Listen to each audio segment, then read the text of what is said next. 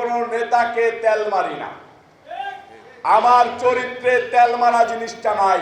আমার প্রিয় নেতা, প্রিয় বড় ভাই, প্রিয় অভিভাবক, জাতীয়তাবাদী যুবদল কেন্দ্রীয় নির্বাহী কমিটির সংগ্রামী সভাপতি সাবেক সাধারণ সম্পাদক আব্দুল মুনায়েম মুন্না আমাকে রাজপথে লড়াই করতে যে শিক্ষা দিয়েছেন, সেই শিক্ষাকে আমি বাস্তবায়ন করে এরকম ঢাকা মহানগর দক্ষিণ যুবদলকে সুসংগঠিত রেখে রাজপথে লড়াই সংগ্রাম করার জন্য উদ্বুদ্ধ করেছি।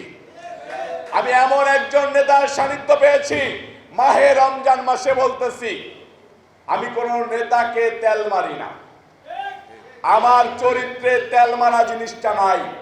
আমি আব্দুল মুনায়েম মুন্নাকে সেদিন বলেছি, প্রিয় নেতা, প্রিয় বড় ভাই, যতদিন পর্যন্ত রাজনীতি করব ততদিন পর্যন্ত তারেক রহমান সাহেবের নেতৃত্বে, নির্দেশনায় তারেক রহমান সাহেবের ছায়াতলে থেকে আপনার সাথে রাজনীতি করব।